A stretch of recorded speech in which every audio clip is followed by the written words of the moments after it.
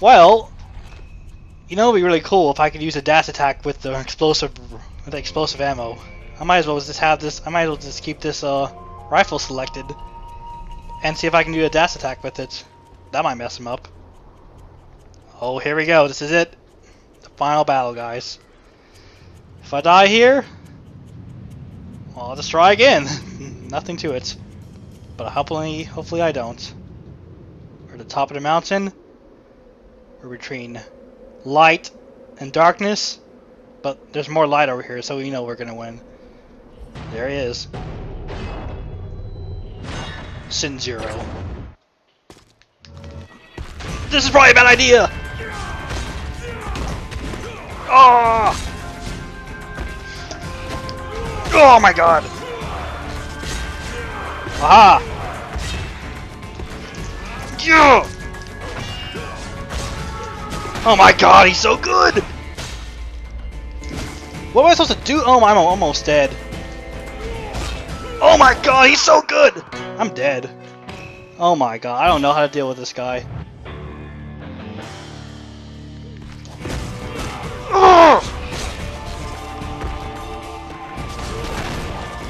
Oh, come on! Just a tiger!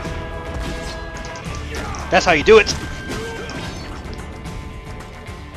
My rear mode is messed up. Oh, great! Final battle of the game? Have my rear mode messed up? Why, of course! This guy is crazy. I don't know how I'm supposed to deal with him besides using the tiger over and over again. Haha!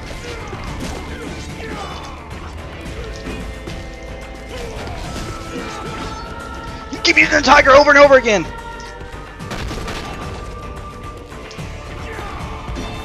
Use the tiger! This is how you beat him! This is how you beat him! This is cheap, I know it! I know it's cheap. But I beat him! Yeah!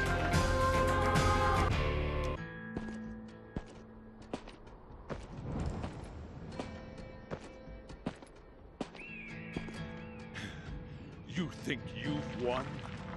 There are other plans. They will come for that sword. You want it? May the world forget you ever lived.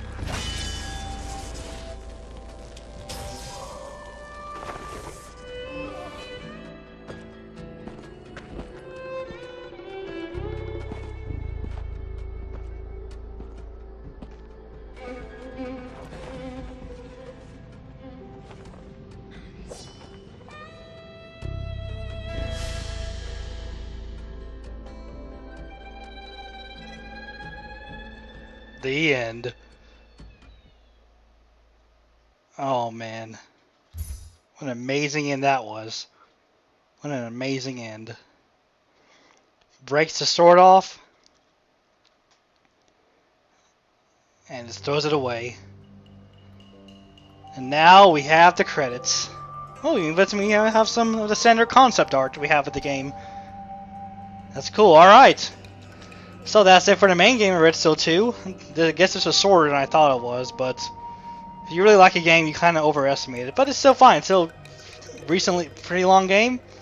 Really good fun for everybody, really. Let's talk about the things I didn't like first.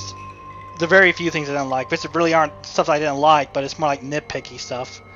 One of the things is that the thing about buying everything is that I didn't like the fact that the only way to get money was to either get it from just breaking random crap on the ground and getting money from that, and completing missions and completing side quests and missions and stuff.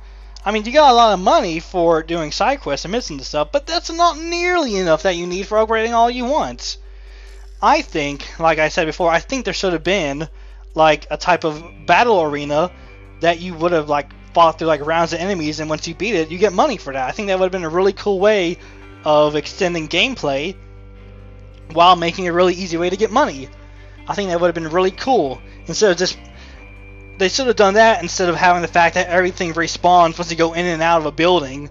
I mean, that makes much more sense than to do something stupid like that.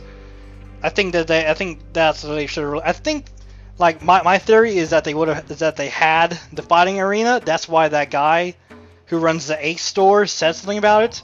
That like they had it planned, but they never got the chance to implement it. And hey, there's a Kuso no Ken. They never had a chance to implement it, so that's why I kind of think. That's why I think there is. That's why I think like they ran out of time and they just went for respawning all items when you come back outside. Which is, I don't really like that grinding aspect. Like everything else in this game is so cool, except for the fact that you have to they always force you to destroy stuff on the ground because they know you need the money to upgrade stuff.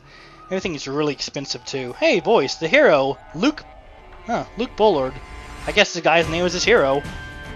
Did you see that? Voice sounds hero. Okay, whatever.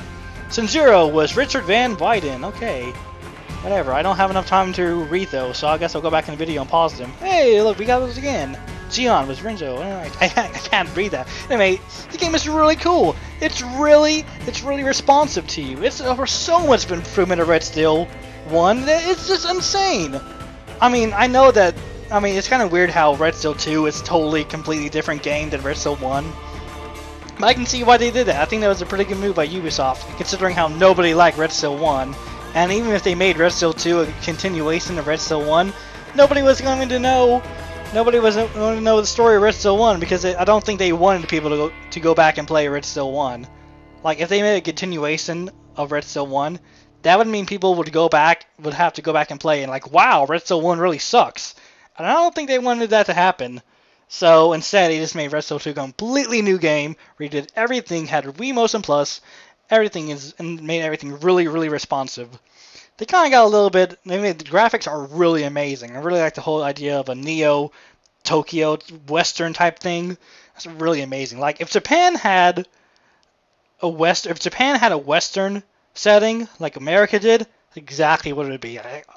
Almost no doubt about it. That's how it would be. It'd be like the Japanese towns and stuff, like in the desert and all that cool stuff. That's almost exactly it. And also, thank you. Wow, a game that actually thanks the person for buying it. Wow. You don't see that anymore, do you? You don't see that in games. You don't see games thanking you, the buyer. They just don't. They never do that anymore. Old games did that. Newer games don't seem to do that. But this game knows to thank me. Yeah, well, screw you, Ubisoft, for not letting me post this game. So unless you want to redo that, then oh hey, Bink video. Wow, that was really fast. Yeah, pretty much that's. I mean, there's so much more to this game that I want to praise about it, but you pretty much get the idea. It's a really well smoothed out game that just completely blows you away for how good it is. The levels are always amazing. The overworlds are really interesting to look at. There's always so much going on. There's really not a whole lot of empty space. There's always something going on in the background. There's always buildings and billboards and all the side quests. Now, oh yeah, that's another thing I didn't like about the game. The side quests were kind of iffy on the side quests parts. I mean, the normal quests going into like sub levels and doing all these other different missions, those were cool. I like the main missions, but the side missions, I mean, they got kind of their creativity kind of dropped for the side missions. I mean, every single area you went to afterwards had a one poster thing, and come on, really? I mean, one posters for like 1 or 2 areas, but for every single area afterwards, there's no need, is there? There's no need for more one posters. And they just kind of repeated the same side quest, or it was just basically find these 2 places, or find these 2 places, or find the comm towers, or it's just basically just repeated the same missions over and over again, which I feel like that they could have done way more with the side missions. But at the same time, I mean, what else could you really do? So it's not like I'm really complaining that. It's not like I'm really berating them that much for having like kind of lame side or repetitive side missions. I'm just wishing that they could have put a little bit more effort into it, rather than just find like 3 safe houses or find 10 ammo boxes and just stuff like that. But I guess that's why they're side missions, and this is kind of something that you find or try to complete while you're doing the main mission. And that's pretty much all about it. I mean, you guys know how much I love this game, and I'm hoping I can get it all uploaded without Ubisoft trying to challenge me and crap. Now, how long have I been recording for? An hour 50, huh?